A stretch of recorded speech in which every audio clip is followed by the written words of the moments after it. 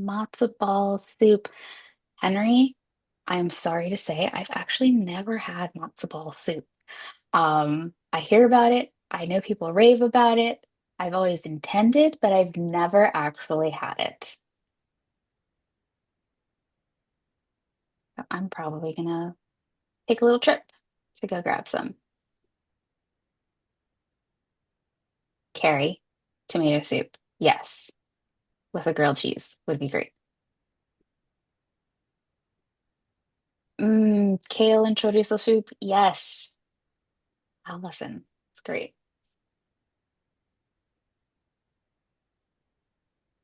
All right, I'll just one more flag here. I'm hoping today we have a really fruitful conversation and really lively, and I hope this session helps. But I do want to also flag that through the Resilience Initiative, we do offer one-on-one fundraising coaching.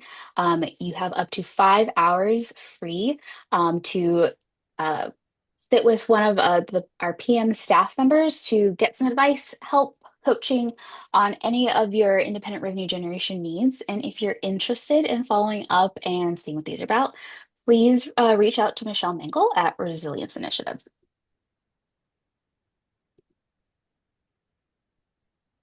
All right.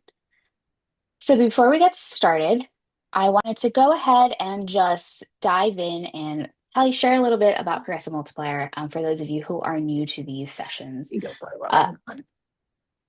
Awesome. All if we're gonna mute, just so that we can make sure that everyone is able to join in. And thank you all.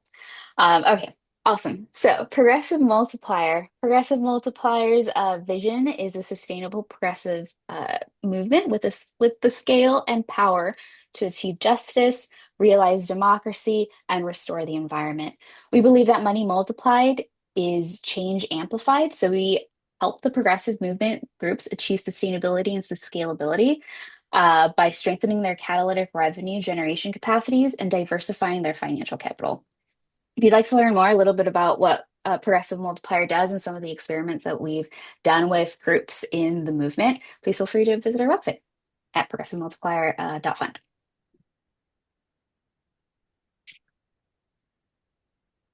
A little bit, wanted to also introduce the Progressive Multiplier team. As it stands, these wonderful ladies help us over at Progressive Multiplier, and this is the entire team. My name is Sabrina Orozco. I am the Senior Director of the Catalyst. I use she, her pronouns. I am based in LA.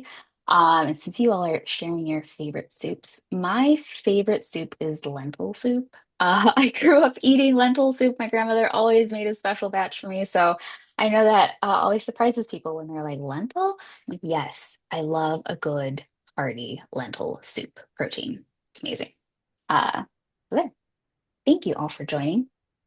So again, as mentioned, today's session is going to be really focusing on the operationalization of your fundraising plan. This is a part two of our building a workshop, our workshop of building a fundraising plan. At last month's session, we went over the essential components you need to be able to build your fundraising plan. Today, we'll be talking more about how to operationalize that plan. And at the end of today's session, we hope you'll be on your way to one, prioritize your long-term and short-term revenue goals.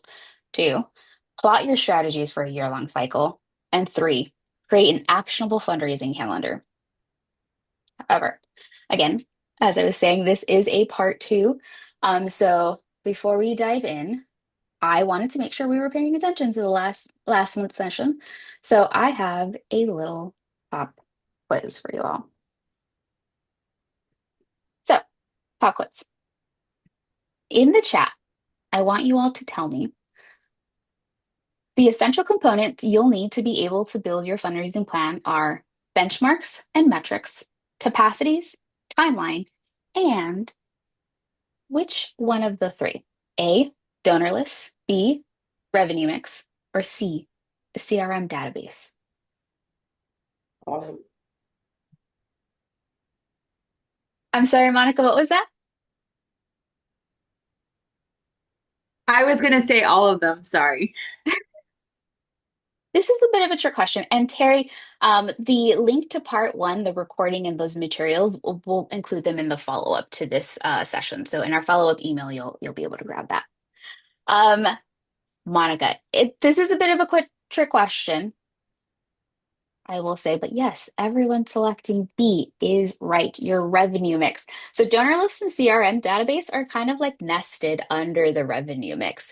But like the core essential components that you need to know and have like history on and know where you've been and like have an idea of what they are your benchmarks and metrics. Again, understanding how your fundraising revenue or like your revenues generation streams have performed in the past so that you can make decisions about how to move them forward, your capacities, your staff. Do you have the ability um, and space to move them forward? External support and timeline. How are we going to move those forward? So, yes, revenue mix is one of the essential components on how you're going to be building your fundraising plan. So, thank you all for joining and good job for getting those. Okay, moving on real quick. So, a fundraising plan, and I'm not sure if this is just me, but a fundraising plan can be a bit daunting. We asked this question at the last session, but I thought it was worth posing again. Um, Not what are your goals, but what challenges are you all facing? What challenges have you all had in implementing a fundraising plan? Kind of want to help kind of get an understanding of what some of these challenges were when you're implementing the fundraising plan, not building it, but implementing it and making it actionable. And you're welcome to come off mute and share as well. Overwhelm. Yes. Bandwidth in a small team. Absolutely. Jessica, when you mean overwhelm, is it the overwhelm in like figuring out how to build it, or is it just like it's so big, I don't even know how to get my hands around it? Both. Yes, absolutely. Unpredictable funding streams. Yes. Lack of internal systems and infrastructure to support fundraising. You haven't had a formalized fundraising plan yet. Well, Connie, I hope these two sessions help you get an idea of how to build one and formalize one. Putting dates on a calendar, I just shut down when I see how much I have to put on there. Yes, and I hope today we'll get to a section of how to make an actionable calendar for you and help kind of manage that overwhelm. Staff changes, leadership, environmental changes. Yes. Remember, your fundraising plan should be kind of your North Star. So it should help kind of steady that rocking ship and like the up and down of bandwidth capacities, staffing capacities, revenue generation streams. It's something that you're always going to go back to figure out how you can move. It is a 30,000-foot view of how you're doing your work in the year. Your fundraising plan should be fluid. It should not be, set in stone once you've kind of completed it in, when I've worked in organizations, we've usually completed our fundraising plans in about April, May. Um, but of course, yes, the year ahead, we cannot predict it, but our fundraising plan is a good idea of how we would like to move forward. So keep that in mind while we're moving forward here. Diversity of funders, they all want something different, which means the approach to each is different. Okay. Yeah, absolutely. And what I'll say there too is, when we'll talk about that. I can go on a whole tangent about that really quick, but thank you all for sharing. Again, all these issues that you guys are bringing up are not uncommon. We all share them. Absolutely, we do. And they're things that we have to tackle head on. So I'm hoping a little bit of the approaches I shared today are helpful to you all in getting some ideas on how to make a fundraising plan work for you all. There is no one size fits all situation. This is definitely take what works for you and your organization. You are the experts at what works for your organization, your donors, your fundraising style. So I hope you come away with something like that today.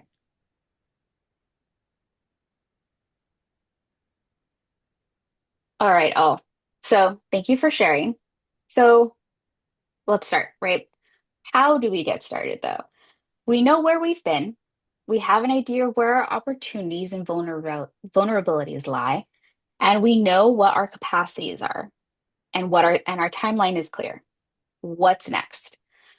Well, there's no better way than to begin at the top. Start with your goals. Like the saying goes, you can't know where you're going until you know where you've been. I don't know about you, but I always come down with this blinking cursor paralysis. A blank doc can be really terrifying to me. So start with what you have, right? Consult a previous fundraising plan, a strategic plan. And if you have neither of those, last year's financials, annual reports, audited financial reports, in our last session, we talked about the importance of knowing what your track record was and understanding your key benchmarks to develop successful tactics and strategies. Having a view through of what the plan at large was is equally important. So, if you understand what your plan was, even if it's a fundraising plan that was created before your time at the organization, right? Let's say you are a new development director and you are coming in and they haven't had a fundraising plan in 2 years. Now, a fundraising plan from 2 fiscal years is right is like an ancient document at this point in the fundraising landscape and the work that we do. However, it is a good uh, kind of artifact for you to look at and figure out what has the organization tried, what hasn't worked, why didn't it work? That looked like a good plan. What happened there that we couldn't get the fundraising plan operationalized? So always look back and see what you have as your starting point. If starting at that kind of ground zero level is daunting to you and there's just so much overwhelm that you don't even know how to take a step forward. So starting with your goals. One, define your goals.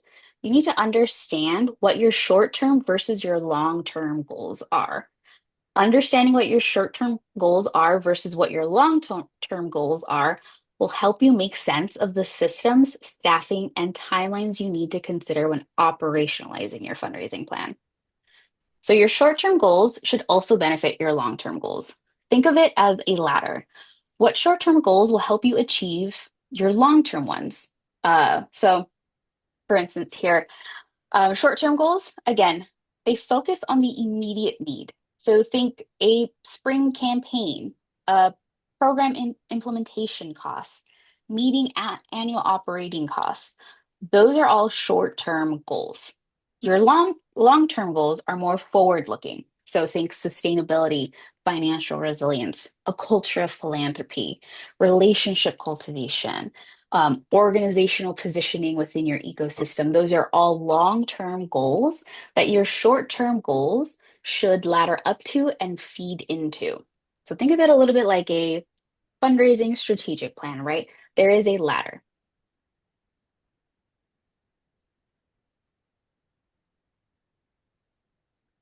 The prioritizing goal. Let's be honest. When we talk about what the priority is, it's almost always feels like everything, right? Everything is a priority. We're often faced with a never-ending list of things that need to be funded and resources that we have to find, but we can't do it all. So, what goals get prioritized in your fund and included in your fundraising plan? Well, your revenue generation goals should never be baked in a silo. You need to consider what are your programmatic goals? So, what is the desired impact of your programmatic goals this year? What are the timelines? Do you have a clear understanding of how the program team intends to achieve these goals? What do we need to what do we need to achieve those goals? Think resources, so like staffing, material costs, travel costs, investments in tech, etc. And then what do we already have? So, how much funding do we have currently to support these goals? Is there a difference between what we have and what we need? So, this is where you'll kind of bring in your finance team to talk about where is the gap? Where do we understand the gap is? So, also, what's up ahead? This year is an election year, everyone. We should all be keeping that in mind when we're building our fundraising plan. Election years are notoriously hard to fundraise in, so keep that in mind when you're building your plan. Look at what's ahead and what the landscape of the year is like. So that also includes making sure you're aware if you're sunsetting off of a funder's portfolio. an anniversary event for your organization that you can build on? What landscape events are happening? So, are there huge cases in the Supreme Court that have an impact on the sector that you're working in? Those kinds of things. Take note of them as well so that you understand the environment that you're building your fundraising plan in. If it's not clear, let me say this here. Fundraising is a team sport. Make sure you're communicating with your colleagues in program, in communications, finance, and operations to get input and make sure you're informed on what your organizational plans are. I all our good plans can go out the door once we're not in communication with program. If program is focusing on one certain way on how they're moving, and we're building and we're going to be talking to funders about new types of program or a program that's going to be sunset, and we're not talking about that, we can get ourselves in a real big pickle. So make sure you're not baking your fundraising plan in a silo. Talk to your colleagues. So for the group, and I'd like everyone to come off mute if they can. But for the group, what would a successful year look like for your organization?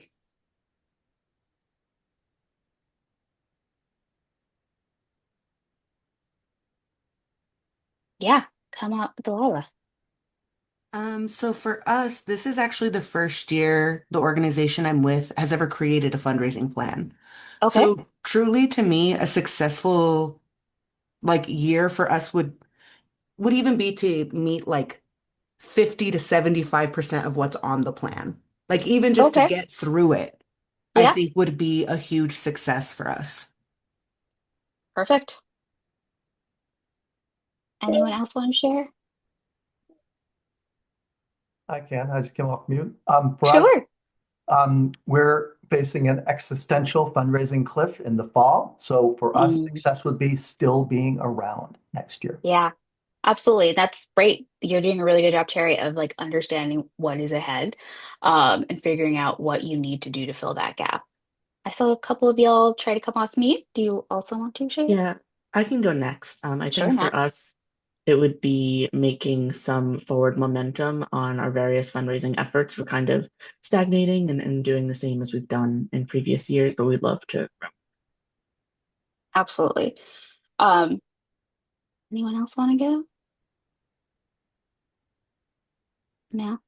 That's okay. I think what I'll point that both um, Matt, Delilah, and Terry shared what their goals were. They were pretty high level, and that's okay, right? At this part in this part of the planning stage, it is okay to have that big pie in the sky kind of idea of what your success looks like.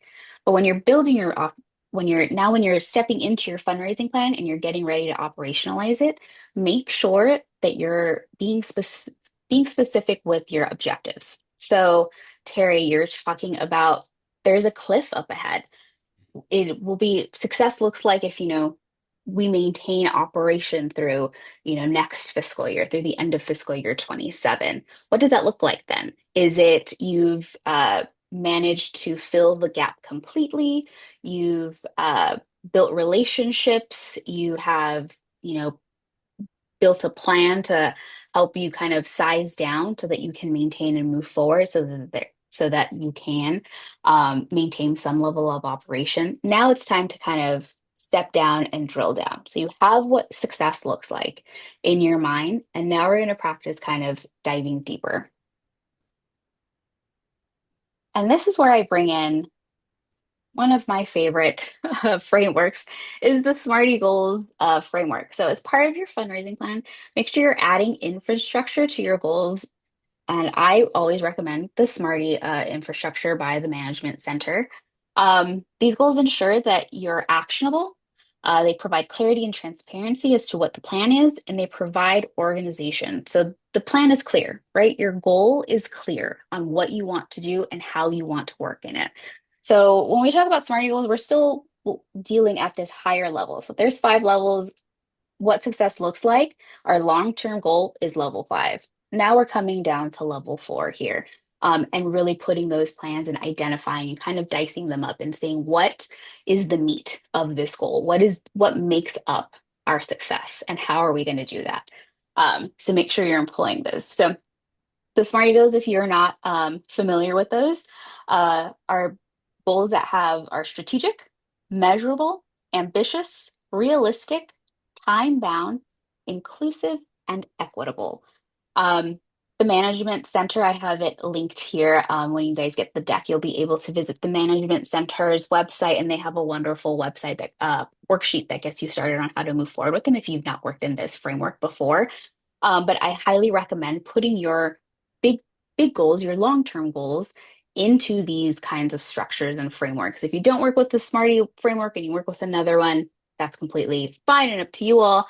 Putting them into a framework so that you can start kind of dicing them out and dissecting what it's going to take to move these goals forward. So have this in your mind when we're moving forward.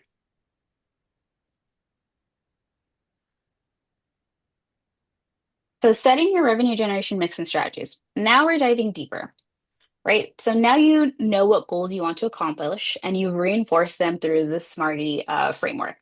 But let's drill down deeper into the fundraising plan. So your Rev Gen mix and strategies. So when we say, again, Rev Gen mix, we're talking about your major donor giving program, your institutional giving line. Do you have a membership organization or a membership kind of structure? Are Do you have a fee for service revenue operating line? Those are your revenue mixes. So be realistic about the time and investment needed. So again, institutional giving. Our funder relationships are so important, but measure realistically how long it will take to identify, qualify, and cultivate a funder opportunity. Institutional giving is notoriously a long runway, right? Rule of thumb is an 18-month onboarding for a cold new fundraising, institutional funding partner. Do you have 18 months to cultivate these new cold funding foundations? If you do not, then maybe that's not where the opportunity lies and where you should be putting most of your capacities. So we can talk about that a little bit. But again, when identifying a RevGen mix, let your organization donor base choose for you. The most successful organizations choose mixes and strategies that align with their organizational stories and morals, excites their potential donor bases, matches the skill set and staffing of their organization, and are easily explained, coordinated, and scaled, matched to the capacity of their investment. So this is understanding what your assets are, right? If you're an organization with an active base, explore peer-to-peer fundraising opportunities. If you're an organization is known for developing resources and are trusted you're a trusted institution in your field, you might consider fee-for-service programs. So like trainings and building like creating white papers and reports. Um, if your donors are activated and are looking for ways to engage, consider building a membership program. Look at what you have already. Again, this is looking ahead and being aware of what your assets are. That might be where you need to move next and what might be a really good investment. So take a look at where your org is. If you're consistently having donors reaching out to you and saying, I'd love to do something, what can I do? Your donors want to organize. Think of a peer-to-peer, and like maybe there's a peer-to-peer campaign or a relational fundraising aspect to your base that you can build out that can help you not only raise funds, but expand your reach. So understanding the resources that you already have and the resources that you need when you're building your strategies.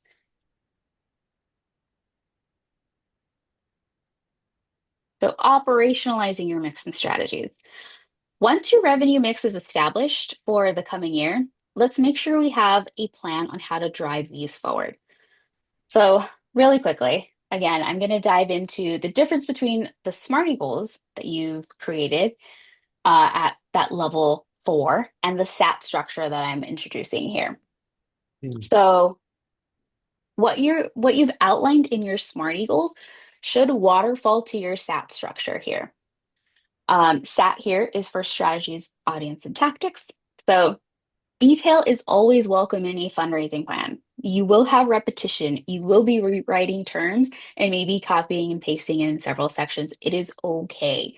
Make sure your goals and strategies and tactics are in alignment. Remember, these are drill downs into your strategy around your revenue mix. So really quickly, let's take a look at the example I have noted here. So the RevGen stream that we've pulled up here as an example is the major donor giving program that this organization has. Their strategy within this revenue generation stream, so their strategy within their major donor giving program, is that they want to position the organization as a thought leader in the environmental space by speaking at funder events that cater to progressive donors in order to double their number of major donors. The strategy is big, but definitive. We know exactly what we should be working towards in the major giving strategy this year. This no doubt ladders up to a larger SMARTY goal that positions the org in like an environmental justice space. We can see where the larger SMARTY goal would then feed back right down into these SAT maps down the planning line. Next, audience. Progressive donors interested in technical and technology-driven solutions to the climate crisis. Big, but definitive. Again, this is the measure that we will be referencing throughout the year while engaging in this strategy. By engaging in this specific audience, we will know that we are working towards the goals that we've set up. Next, tactics. There are 3 tactics outlined here. So one is to launch a monthly thought leadership email from the ED, register for 6 conferences, and host a donor breakfast at XYZ conference. So these are the actionable items that will see us reach success. These are the things that we will do. So let's take a quick look at one of these tactics. So let's focus in on the host donor breakfast. So we're going to host a donor breakfast at XYZ conference. And at that conference, we're going to host this breakfast where progressive donors who are interested in tech-driven strategies in tech-driven solutions for the climate crisis will be convening. By doing this, we will position the organization as a thought leader in the environmental space and so forth. So we can see how they ladder back to each other. And then they're going to ladder back up to the SMARTY goal. And then they're going to ladder back up to your success, that big pie in the sky success of what you want at the end of the year. I'm going to pause really quick because I see some conversations and maybe some questions happening in the chat. Do we have any questions or any challenges here? I want to kind of leave this here for thoughts, comments. Sometimes it's like, yeah, this is all well and good. This is great on paper. However, I would like to hear kind of thoughts, challenges. Can this be something you'll implement, or do you see still some barriers into figuring out what this looks like? Or do you need me to clarify on anything?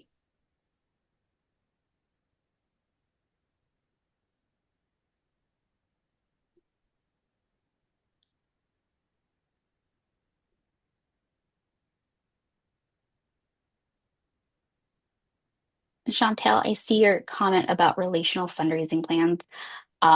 Yes, absolutely. Feel free to reach out to Michelle and we'd love to talk to you. I think relational fundraising, I always talk about relational fundraising. I am one for one, making sure our base is organized. I think it's a great opportunity for any organization to experiment with because relational fundraising, one, yes, helps raise funds. It helps organize your donor base, but it also expands your reach, right? You can turn your donors into activist donors who are basically little mini fundraisers for you and major giving officers for you out in the field. They have a reach that you do not. So I think it's a wonderful opportunity for a lot of groups to start engaging in. I think it's a low hanging fruit for a lot of organizations to step into. So if you're new in the experimental phase, I think this is a great first step into figuring out alternative revenue generation streams.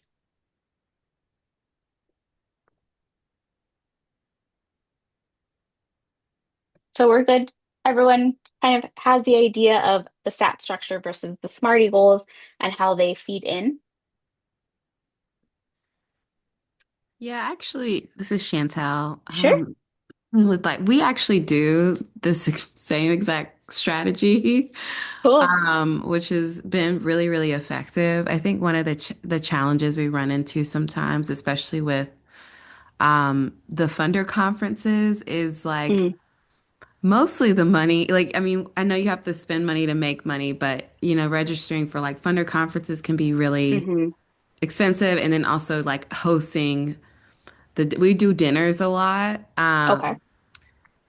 Just because that's the way it shakes out. And, it's really great when there's a funder ally who wants to like sponsor the dinner. And then sometimes it's just like, you might have to pick up the cost for that. So it's just, Mm, I think there's just like a financial side to this strategy that, yeah. and that it can be a challenge sometimes to just like include, that in your budget and see how much that budget line item is going up when funder conference fees are going up and things like that. Right. Right. Absolutely. And I think we talked about that in the first session is understanding where your capacities are, right? And part of those capacities are the investments and the financial expenses that you might need to make. This is probably an opportunity, Chantel, I would tell you to then it's almost a map, right? We can't do it all. We want to. We would love to be able to do that. But maybe it's an opportunity to be like, yes, these dinners are successful. We know that. However, the con to them and the challenge there is the cost, right? We don't always have a sponsor. Some people have expensive tastes when they go to conferences. Oh So yeah, it's they definitely do. exactly. I know when I have a per diem, I'm going to the fancy coffee shop and getting myself a nice little treat when I'm on conferences. So I understand. But maybe we take a look at like what's an alternative, right? This is also the time for experimentation. It is you don't need to do a hard pivot, but building your fundraising plan and understanding again what has worked for you can help you give an idea of like what can we experiment with? If we know dinners are successful and people come when we hold a gathering, would they still come if we do maybe just the drinks mixers with appetizers to lower that cost? Or like we rent out a small space and just have, you know, a coffee and, a panel chit chat. You know that they want to meet with you and you know that they want to gather with you. So what are other opportunities where you can still make that happen, where the cost might be a little less? Terry, I see you're unmuted. Yeah, I want, is there a publicly available list of conferences besides the by sector, and besides the Global Philanthropy Forum, and like to get at donor advised funds, and just is there some place that a mere mortal can find these things without having to hire a consultant who knows all of them? Um, there are lots of lists for that. Does anybody want to share their favorite lists? I know my favorite place to go is Inside Philanthropy because it's kind of my one-stop shop to understand what's happening in the nonprofit landscape. It's a great way to, get some intel on some funders and major donors and what's happening. But does anybody else want to share where they look at for conferences? Is Inside Philanthropy paywalled? I think there is a subscription to some of it, yes. I will say it is in my opinion, and ever happy to hear all opinions, but in my opinion, I think it is a worthy investment to make. And Terry Chantel is saying if you can share your email, she's happy to send a list that her organization uses. Thank you. I I just did. always look as well. Follow your organizations. I am not really proficient on LinkedIn, but follow the big organizations, right? Center for Effective Philanthropy. Look at these funds. So if you're working in the immigrant rights space, GSER, make sure you're following them to understand where they're going. NEO, all these organizations are always talking about the gatherings and their gatherings and these conferences that they go to. So those are always kind of good leads to figure out too.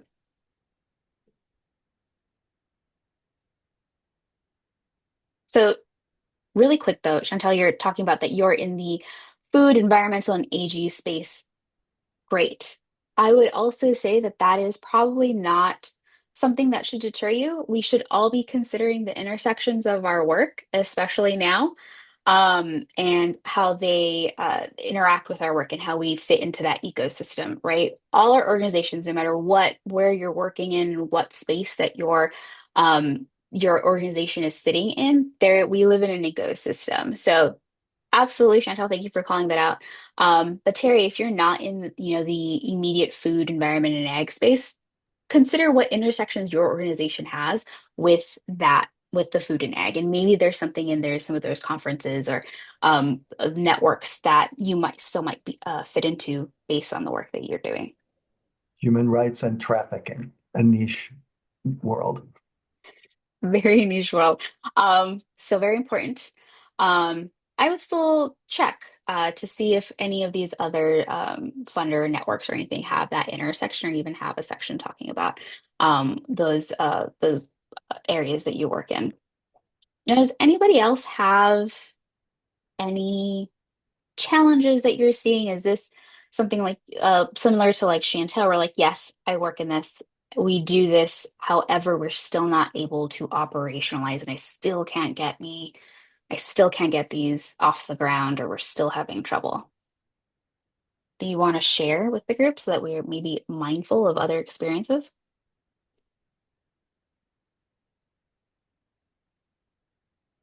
No? Okay, we'll move on. But one quick reminder is that everything should lead back to your organization's mission and vision.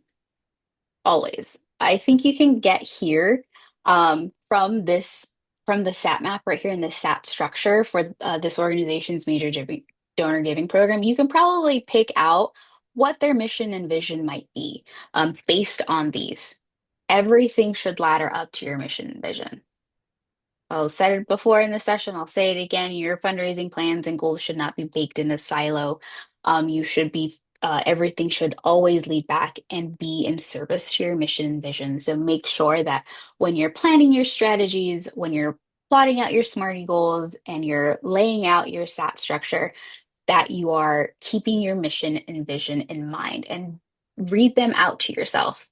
Does this make sense? Does this, when I read my SAT structure out, can I hold it up to my organizational mission and say, yes, by pursuing these tactics, strategies, and audiences, I can see us meeting our organizational mission.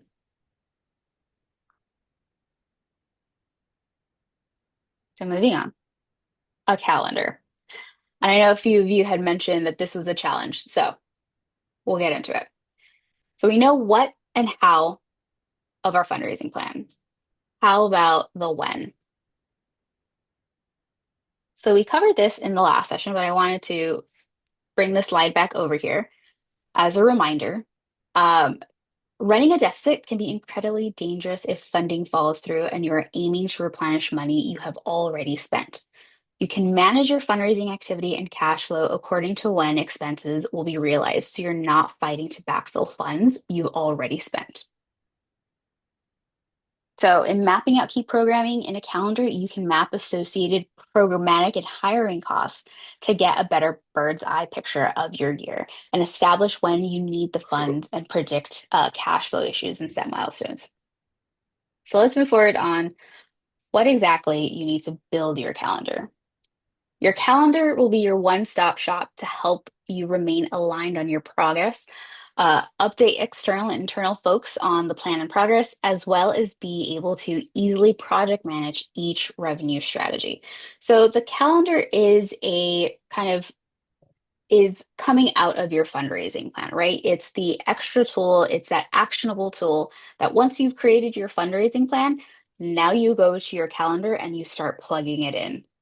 The calendar is something that you should like live on your desktop every day. Your fundraising plan is something that you go back to maybe monthly, quarterly, just to make sure that you're on track and you're still kind of working in the ways that you've plotted out. So one, plan activities. Spread out activities throughout the year to avoid staff and volunteer burnout and donor fatigue. Make sure you're setting your deadlines. include grant deadlines, event dates, campaign dates, estimate your costs, include marketing events, include marketing, event rentals, staff hours, CRM costs, conference costs, etc. Map out your staff involvement, assign specific tasks to staff members based on their roles, responsibilities, skills, and capacity. This also lets you know when you might need your ED to be, instead of working 60% program and 40% development, you need them to wrap up in the fall to switch that, and they need to work 60% development and 40% program because you have funder meetings and events and donor calls to make. So map out your staff time and make sure you have that in your calendar. And forecast your revenue. So be realistic about how much each activity is going to raise. So I know we all know this. Um, so we know what we need to include in the calendar. How do we make it actionable, and how do we make the calendar work for us? We talk about having overwhelm, right? Plotting all these on like a regular monthly, calendar. Um, it can be overwhelming when there's a block of a day that's like there's 10 things we need to do and there's 10 things that are outlined. The best way to manage a fundraising plan calendar is to make it an actionable calendar, make it work for you. So that might be taking it out of a template, like a calendar that you usually have, like a planner. So um, map your major milestones. So you can make this calendar as granular as you like, but we call this here at Progressive Multiplier, this is our template, and we call it a major activity milestone calendar. So not granular, but still a good insight into what you should be doing at what time. However, you can make this as granular as you'd like, but this is a good starting point. So what we're asking you to do, or we're suggesting you to do to make an actionable calendar, is create a table for each revenue stream where you'll set for each revenue stream. So here you see that the revenue stream that we're calendaring out is the major donor program as an example. So the table's columns will reflect your working year. So whether that's fiscal or calendar, that's where it's going to start. So you can see that this organization, their working year starts is in line with the calendar year. So that's how they're starting it. However, if you were starting, if you work in a fiscal year, I would recommend starting this in July and so forth. So you have a good view through of your year and what's set out in front of you. The table's rows, there are four of them. You can see here, activity. So this is the tactic that we've outlined in the SAP structure before. So what are you doing? What is the thing that you're doing? The second row is goal. So what is our desired outcome here? So what is the goal for that tactic? Three, who's the owner? Who's going to make sure, and who's kind of like the lead on this project to make sure things are getting done? And four, the cost or expense of this project. And Chantel, I think this is would be a good format for you to use so that you know when your high expense times are going to be. So if, for instance, Chantel's organization is pretty conference heavy in the summer, so, May through August, they are going to conferences left and right. They're holding dinners, and they know this is a high expense time.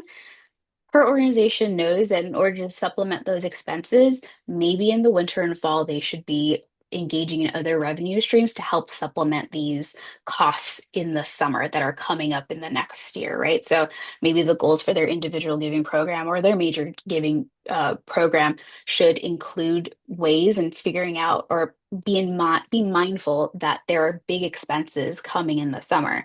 So we need to up our goals for these other streams to help cover or figure out another way, another revenue generation stream to help cover expenses there. So blown out, this is what it might look like on your Excel spreadsheet, just to give you an idea of what a full view full view looks like. So you'll see here that when we pull out and consider the other revenue generation streams that we'll be working with under the plan that you're building, you'll be able to see your busy months and have a sense of how long will realistically have to plan and prepare other certain activities. If it's available, I would also recommend building out a table that would include key programmatic and communication activities as well. That way, you'll be able to make sure that your activities are aligning and maybe even see what work can be combined, right? So, is your communications team planning on a major like newsletter campaign in March?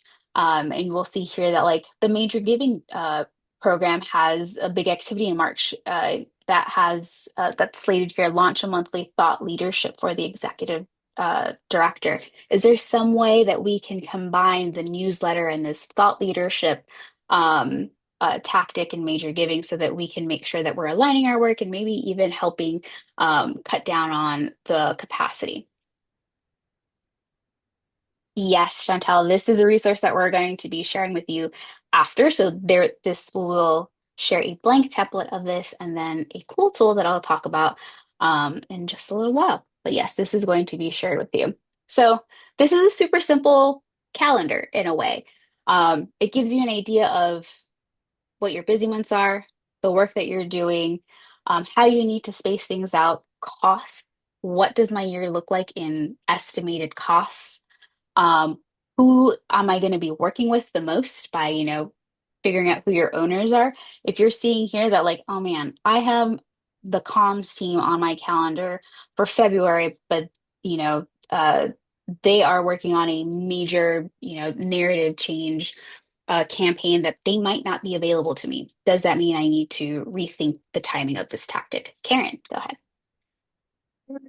This is really helpful. I have one question, and this might be Sure. very specific to my organization, but when we don't have the different teams, and really it's the executive director responsible for the fundraising efforts, Hmm. how would you suggest designing or adapting this type of calendar to address for Hmm. that, to account for the very limited capacity that is, right now with an executive director, or that is with a very reduced team of, either comms or especially when there's no dedicated fundraising staff. Right. Then I would have you start kind of back at the beginning of where we were talking about, right? Assess what you have and what your resources and capacities are. Be realistic when you plan out.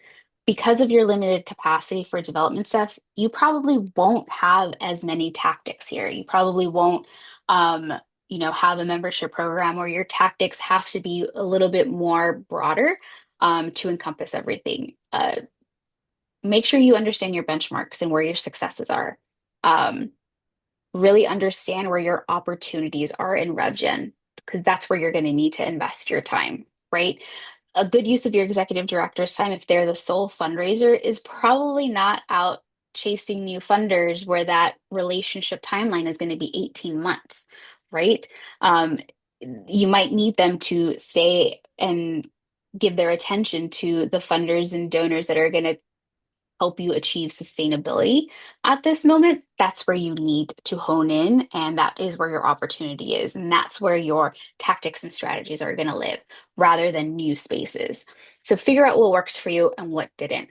Um, mm, Definitely, again, I would consider other resources you have. If you have a board, if you have a board member that is willing to help with some prospecting, again, I will cheerlead relational fundraising till I'm blue in the face. Um, they can help maybe with networking, maybe picking up some of these things that you've outlined for your executive director. Like for instance, that monthly thought leadership. Maybe it's not with your executive director. Maybe it's with your board chair, or maybe it's with your fundraising committee chair, or maybe it's with your program director instead. See who else can jump in so that they can help lighten the load of the executive director there. Thank you. No problem. Anybody else have any questions similar or see any challenges or how this might work for their organization?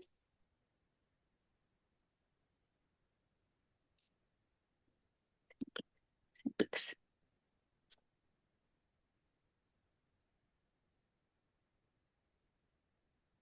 So Beth says, our board is wonderful, but sometimes it isn't easy to get a board advocate for events. Adding a line for board lead may be a good idea.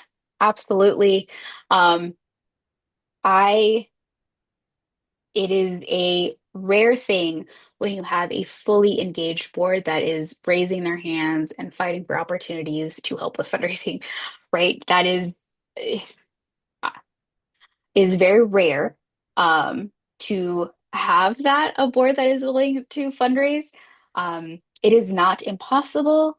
I have worked in an organization where our board was a wonderful fundraising board, but I know that that is the exception and not the rule. However, you will have an advocate on your board, right? That is always probably going to think about what resourcing and what you need. Um, Another opportunity here too is maybe there's some kind of investment here, and these are your long-term goals, right? Building that culture of philanthropy. What are some tactics and strategies that you can engage in to maybe increase your to build that culture of philanthropy? Maybe you need more, engagement and interaction from your board, or from certain members. And that's not always asking them for money or to donate more money, right? A lot of the board members that we work with in the progressive movement are not on our board because of their net worth. They're there because of what they can bring to the organization and what, their standing in the community and their expertise, and that's completely fine. They're not really comfortable with asking for money or fundraising. Again, completely fine, but they are still a wonderful resource because of their, passion of why they're on the board and their commitment to the organization. That is a huge resource for you. Ask them to, talk to certain funders. You're not asking them to ask for money, you're just asking them to build a relationship. Advocate, talk about why they're passionate, talk about their favorite things about the organization, the favorite things the organization is doing. That can help a lot. That can help warm up a relationship with a funder that you might be hitting a wall with if you bring someone else in, a volunteer with. It can also help with some kind of board training, and reframing what fundraising is and what, revenue generation is. I've worked with several boards where the goal was to reframe their idea on how they approached fundraising and how they thought about fundraising. And it can be simple as changing your language to your board, right? It's resourcing. It's not fundraising. We are resourcing for the organization. We are building power for the for the organization. So think of different ways to build those in and see who has the capacity. If there's opportunity, you have regular board meetings, I hope, and see if those are regular conversations that you can have where there's not that much of a lift. But if you do have the capacity and the time to create, like to start building these and start creating these structures to allow more people to join in these efforts and these revenue generation approaches and strategies, I would say take them. Expand beyond your executive director. Your program director absolutely has something to add to these. They're great value. Your board chair is going to be great. Your funders, your closest funders, those partners that are on the phone with you or reaching out to you and asking questions, they're your advocates. Figure out different ways that you can approach them. Um, yeah, definitely look beyond, and make your considerations. And again, this is going to be a good idea on like, wow, I use my executive director a lot. Like, whoa, I need to either have a conversation with my executive director based on this calendar, being like, hey, is this realistic? We need you for all these things. Will you be able to commit this time? Look at it. Here is a view of what our year looks like. This is what the expenses look like, and this is what the goals look like. Let's have a realistic conversation on if we can move this forward. And if not, then we need to go back to the drawing board and see what needs to be switched and what other considerations we need to make. Or we need to figure out who can slot in with you, slot in for these places where you can't possibly do the work here.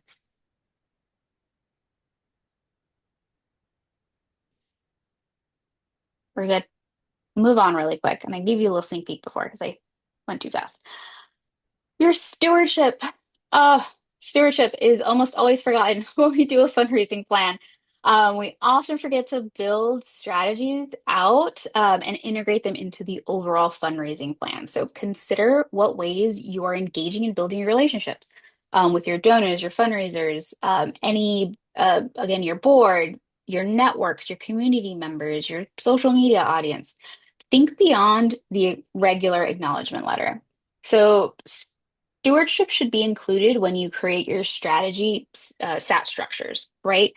Calendar out your stewardship activities alongside your revenue generation programs. Helpful tip here is if you already have anchor stewardship engagements, create a stewardship menu. So a stewardship menu can include anchor events that regularly occur. So having a menu will be able to help you identify what additional engagement opportunities you can develop, how you can incorporate these anchor activities into new opportunities, and what the regular work looks like and who needs to help and who you need to build in. So stewardship menu, again, you'll see here it's a simple table just outlining what happens so that you know that they happen. And these are stewardship opportunities for you. So, what is the stewardship touch? Obviously, you have an acknowledgement letter process, and the timing of that is ideally within 24 hours. However, capacity, you figure out what works for your organization and getting out that acknowledgement letter. The responsible party is a development staff member, operations staff member, whoever you've appointed to send those letters out. It could be an automated system that you have sending out an email as soon as the gift is in, whatever works for you all. And then the prompt, right? So what prompts this stewardship touch? It's a donation over whatever limit that you've set will prompt this stewardship touch. Again, figuring out this will give you an idea of, again, your capacities, the resources that you need, and it will have an impact on your revenue generation strategies, right? So if you know that you have a quarterly newsletter that your communications staff needs to put together for all of your donors, but you also need them to work on a fall fundraising campaign and help build out graphics and language and whatever, again, consider like, can we combine these efforts? If not, let's figure out what needs to move and what needs to stay on the calendar. So consider a stewardship member and always consider stewardship in your fundraising plan. It should not be outside of your fundraising plan. Stewardship is a key aspect of fundraising. It is probably one of the most important parts of that donor life cycle, right? It's maintaining that relationship and building it again. So consider your stewardship strategies and how they're going to build into your revenue generation streams. All right, we have some time. Let's take some time to get our feet wet though. So take a few minutes to one, identify a long-term revenue generation goal. So again, these are forward-looking, big picture. So that includes cultural philanthropy, relationship cultivation, organizational positioning, etc. And then two, identify one short-term revenue generation goal that ladders up to your long-term goal. So remember your short-term goals, focus on an immediate need. Take about like 4 minutes really quick to kind of to yourselves, write them down quickly. What are these first things that come to mind? They don't have to be nice or neat. They could be things that you're working on now. But take a minute to think about these.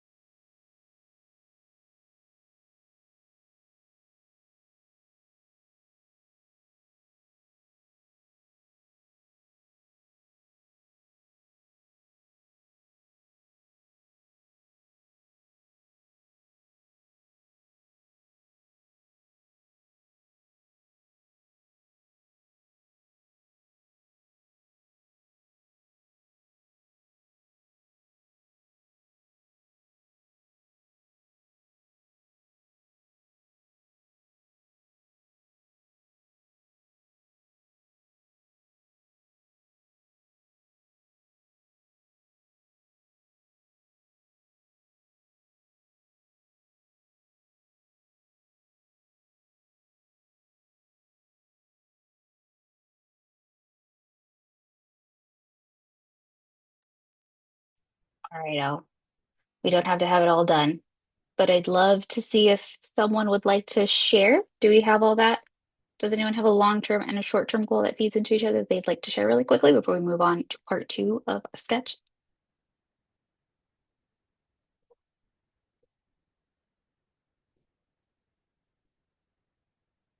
It's okay. I am going to call on people on the next slide, though, because there is a part two to this. So you have your long-term and your short-term goal identified.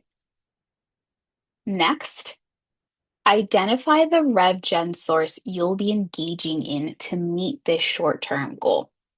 So, is it your fee for service program, your membership program, your individual giving, institutional, grassroots? What rev gen stream are you choosing to engage and to meet this short-term goal? Choose one. So your goal can include multiple rev gen streams. For this purpose, just choose one. Now, after you've chosen your RevGen source, now outline your strategy, that RevGen source that you're going to use for that RevGen source using the SAT structure.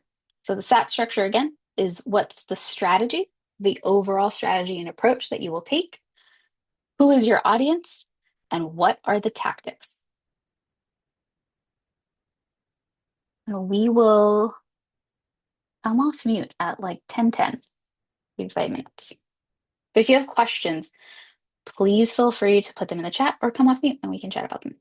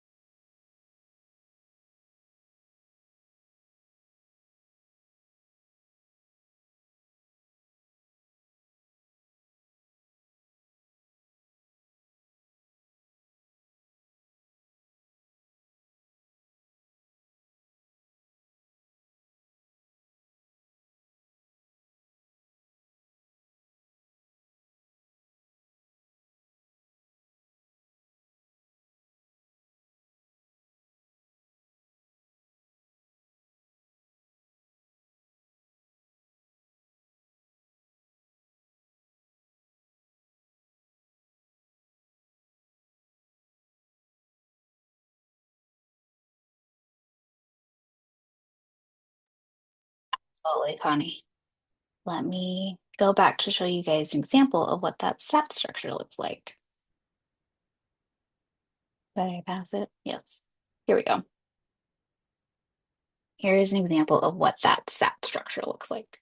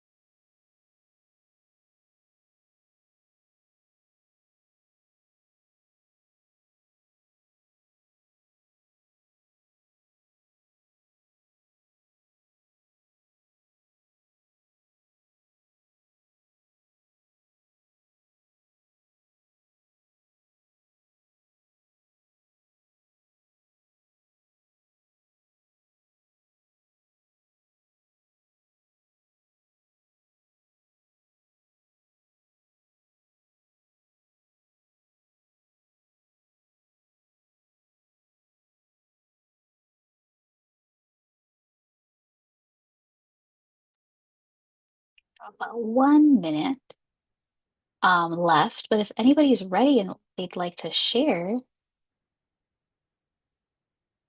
I'd love to see what you guys came up with. Or what were the challenges that you guys kind of discovered in mapping this out? What were some of your like stop gaps or things that you thought about? So, love to see what goals you had or the challenges. I'm trying to figure this out.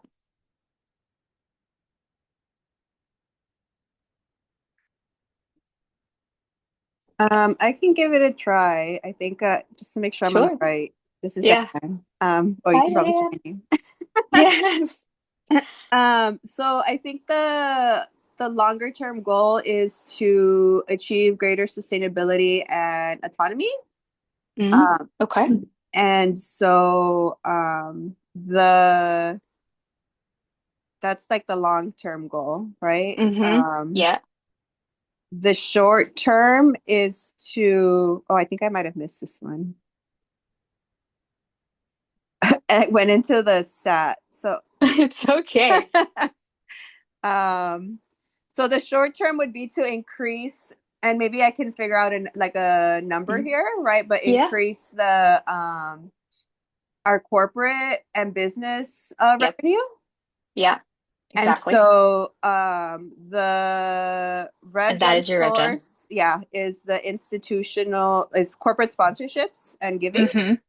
Perfect. The audience is businesses in and around the community that we serve in East LA.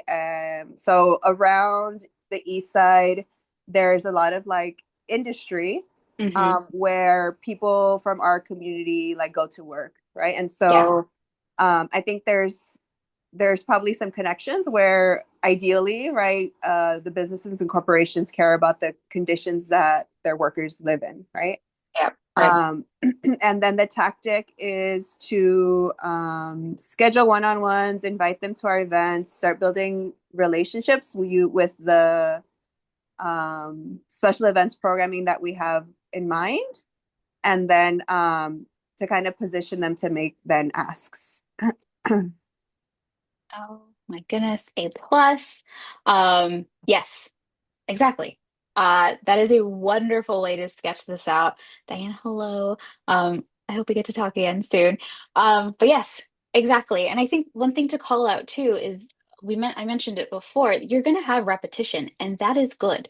So the fact that Diane's short-term goal kind of also fed into her strategy, that means that she is aligned in what she wants to do and how she's going to move. There is alignment and nothing is off. So if your short term, if your strategy in your SAT structure looks like your short term goal, that is completely fine.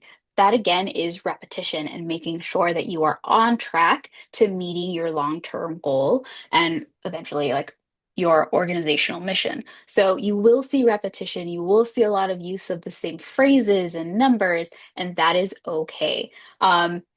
Make sure that you're aligned and that you're looking at that goal and those strategies from different frameworks. And it gives you a good view through of what your plan is and how you should be working with this. Yeah, Angela, exactly what I said. So it is okay if that works and you can repeat it. Just understand how the context in which you're writing them out, right? So your short-term goal, you're thinking of it in a higher level. It'll show up again in your SAT structure within your like major donor giving campaign or in Diane's case, her institutional giving line, right? Under corporate, because it feeds into her overall strategy within her rev gen mix. So you will see repetition here. So it is okay. Okay. Thank you all for Is there anyone else that wants to share or wants to share a challenge of putting those together? Or like what you thought, like, oof, I don't have this information, or I don't quite know how to do this tactic, or like how to build these tactics out. We will be available also after. So if you want to think about that, no worries. I will stick around for any questions that you all have, but want to leave the plate open again. We're good. Okay. So you have a plan. What else? Um, Implement, evaluate, and adjust. At the top of today's session, I talked about your fundraising plan should not be set in stone. It is not something that is to be worked on for weeks at a time and then filed away and never looked at again for the rest of the fiscal year. You should be returning to your fundraising plan.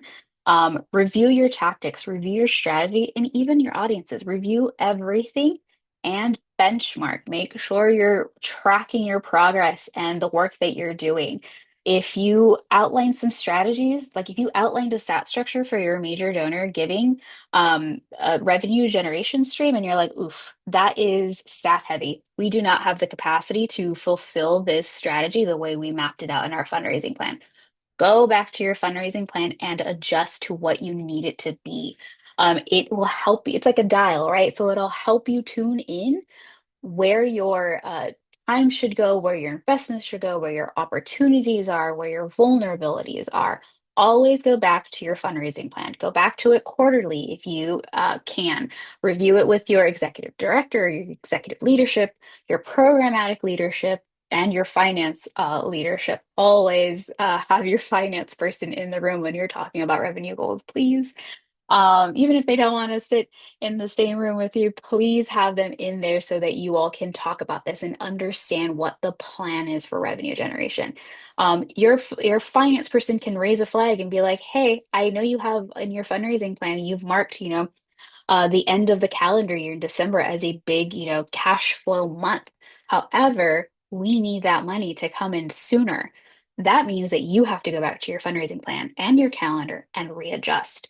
So always refer back to your fundraising plan. You absolutely need to come back to your plan. So review your results, make adjustments. It is okay to switch up and pivot when you need to. So we talked about it before. Building a fundraising plan tool. PM has put together as part of our convergence a kind of workshop tool that kind of smashes down these last two sessions into one document for you all. The document will include these blank templates I was showing you all and some of the worksheets that Kathy shared last time. It'll help you kind of sketch your plan, your fundraising plan, and understand the important elements that you all need to pull in and go back to with your organization to fully build out your fundraising plan for the year. Um, you will receive this document as part of the follow-up from this session. So you'll get a full recording, you'll get the deck, and you will get this fundraising plan tool that will include some of the templates that I shared today with you. So that is all going to be in your inbox Monday, end of day probably, but it'll be there to hopefully help you. One, if you already have a fundraising plan, compare it. See, are there things that you've created that might need to be adjusted, or are there some suggestions that we're making in this fundraising plan tool that you didn't consider when building yours out and could help you really kind of flesh it out a little bit more. Or if you're starting from scratch, it'll help you kind of get your feet started and figure out where you need to kind of dive in and what the first step is there. So we hope it'll help you in building out. We hope it'll help you understand what best practices are. It can even help you like figure out like, ooh, I need to really build a relationship with my program director because according to my fundraising plan tool, I need a lot of information from program and we don't have that. So that can identify like, hey, there's a communication, a lab structure that's not built within our organization that we need to build so that you can have an effective fundraising plan and a successful revenue generation year, right? So we hope you can use this all when you build out. Really quickly, though, I have one last request here is we have a feedback link. And if today was at all helpful to you, we would love to know. Hold on. Kathy, can you? I'm trying to share really quick Yes. what this link is. I've got it. Okay. Fill out our brief survey on how this training was helpful. We'd love to know what we can do better in the future to service you all, what you all want to hear about in the future, um, how we can, shape these sessions to really uh, support you all. That's what we're here for. So any feedback you all have is greatly appreciated. While you're doing that, what are two things you learned in today's training that you're hoping to either implement or has given you a new kind of perspective on? Would love to know what those two things are that you're walking away with today.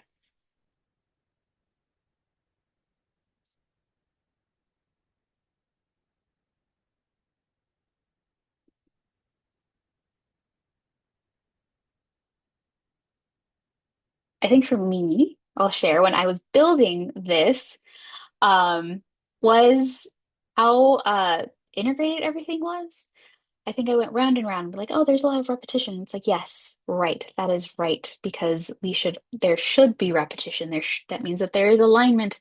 Um, I remember in school when I had those like bubble in tests. Sometimes when I like filled in like the option C too many times, that kind of made me a little anxious. Like, oh, something has to be wrong if I'm filling in C 4 times in a row. That is not the case here. Repetition is a good thing. It means alignment. It means that everything is circular and feeding back into it. So no worries there. The calendar, yes. Programming and timelines being granular with planning, yes. Um, a calendar, the permission to plan and change can fluctuate. Yes, yes, a plan can change. A plan should change, right? We are not in a landscape that is predictable right now, especially for progressive nonprofits. We can be talking about one, case today, and in November, it is sure to change. We are in an election year. Everything is changing. Pivot for what works for your organization and what your organization needs. Yes, having that Anna, that long-term and short-term view, those long-term and short-term goals helps you like expand your view, right? Of making sure that you understand the need and where you're going. It also helps your other teammates, right? Figure out like what is the fundraising plan this year? What do we need? Am I telling them? Are they, do they have enough information to feed into these long-term goals so they can support our programmatic goals? Um, it can also, make the case for uh, I know sometimes it's not uncommon that fundraisers get given a goal and we're like, you need to raise $10 million this year because program is like on the go. And you're like, what? Right? A plan can help you really build out your case for smart sustainability and smart growth. It shows that you have a plan. It shows that you understand the landscape and that you have financial resilience in mind for your organization. Thank you all so much for joining. Again, please fill out that feedback link. We'd love to hear from you all. And Kathy and I will stay on for about 10 minutes to answer any questions that you all have. Um, and of course, we are available for that one-on-one coaching via Resilience Initiative if you want to dive into this for your specific organization as well. We can absolutely help you with that. Thank you all for coming.